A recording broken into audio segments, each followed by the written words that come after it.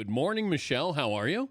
I am great. When did you get back from Rio? I took a red eye Monday night, landed at 5, and then went to the studio to do the show Tuesday morning. So I've been in You great. give and you give and you give of yourself. Thank you, Michelle.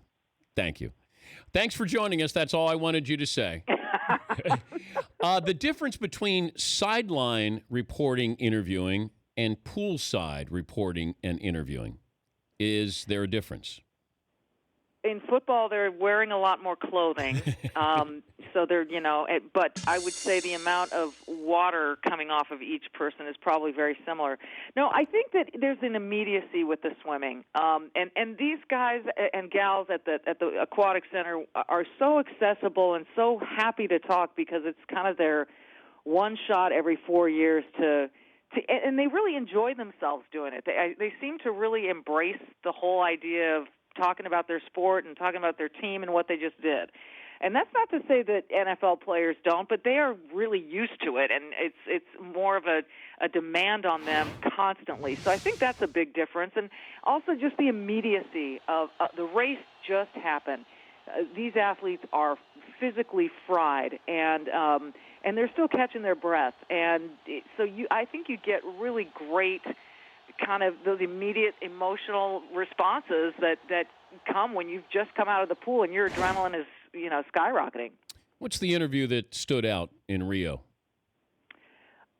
There were a couple. I mean, people keep talking to me about Maya Dorado. She was kind of an underrated athlete coming in, and here she wins these golds, and she was just effusive and effervescent and bubbly and fun and happy. Simone Manuel, who was overcome, at being the first African-American female to win an individual medal, and she wins a gold. But every Michael Phelps interview stood out just because, he was making history there. And I think the last one, after the medley relay, when all of his teammates were saying 4 more years, and he was like, no. But the other one, though, was Lily King, who did the finger wagging to the Russian, Yulia Yefimova, who had just gotten released back into the Olympic Games after being suspended for banned substances, and Lily going out on a limb as a young kid. I mean, she's still in college and saying, look, if you've used a banned substance, I'm not a fan. And she never backed down from that. So I think that was pretty cool. How do you, and I don't know if you get caught up in the emotion, I don't know how you don't, but how do you sort of maintain your calmness? You've just witnessed history in a lot of these races here. There is kind of a celebratory feel in each of those interviews when someone's just won a gold medal in particular, or even a silver, and I shouldn't say even a silver, but there were so many golds, I don't know how many silvers we even saw, but there's a celebratory feel. It's impossible to squelch that and just be serious. So I think you just, I know kind of going in what all the backstory is, where I want to get with these athletes, what they've told us before, and it really becomes about that moment they touch the wall. In Katie Ledecky's case, she was, outside of the 200, she was a known commodity, and you knew she was going to win, so you had to get a little more creative with her. But I don't know.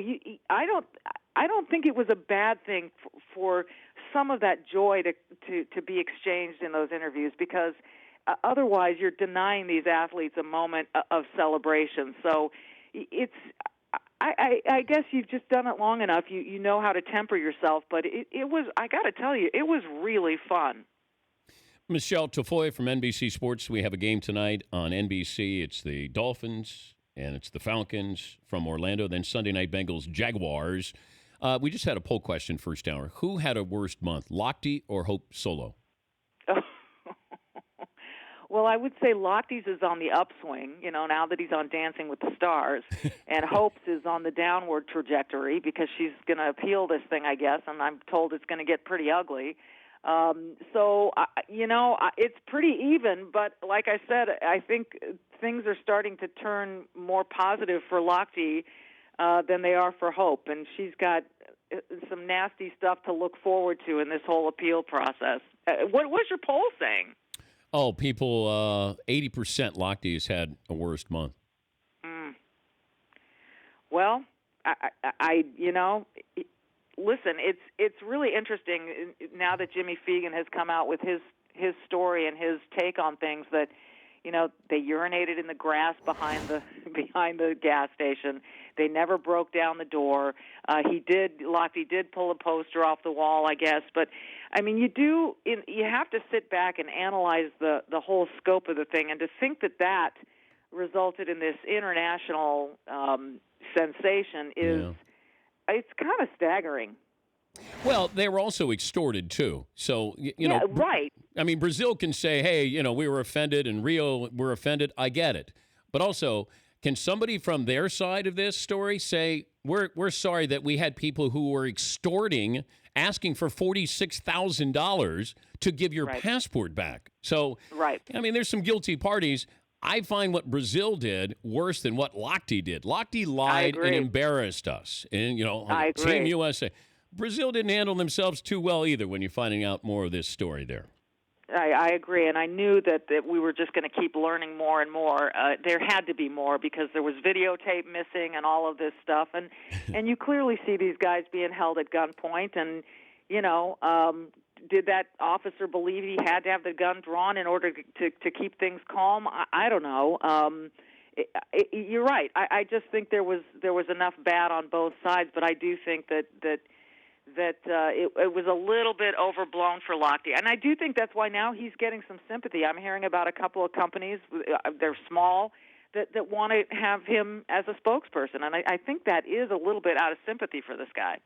All right, with the game tonight, when it comes to preseason, when we get to that third preseason game, that's when it gets a little more interesting, a little bit more serious. But somebody who gathers information, does interviews, is there anything different tonight than there would be for that season opener with the Broncos in Carolina in how you go about whatever information you're getting? Yeah, absolutely. I mean, for one thing, you want to introduce the audience to some people who they may never heard of, who are going to make this team. Some of the rookie guys that have an opportunity and no one knows about them, and they're going to get plenty of time. So you want to be able to talk to them or talk about them. We'll be able to interview some of the Falcons in this game. Adam Gase said no to having the Dolphins interviewed in the game, but that's one of the nice things about preseason and the Pro Bowl as well, is that and you get to talk to the players after they're done for the night, and so there will be some of that. But again, it's going to be one-sided at this one. I think Cincinnati, Jacksonville will be different, and then we'll be able to talk to players on both sides. So it's more relaxed in that fashion. We still prepare every bit as much as we do for any other game, believe me. But your focus is a little bit different. This game doesn't matter in terms of the standings, in terms of where these teams are going in the regular season. It matters in terms of personnel. It matters in terms of storylines. And, again, you get access that you wouldn't otherwise get. Ever been injured on the sidelines? No, I've come close, but I haven't. I had a sideline producer down there once with me whose foot got run over by the cart cam, and I didn't know it happened until later. But, no, I remember one time when I was just pregnant, and the guy that was kind of helping me on the sideline knew this and saw something coming at me that I didn't see, and he just picked me up and moved me out of the way. But fortunately, why did you ask this? Because now I'm going to get injured. You've just totally put the kibosh on this.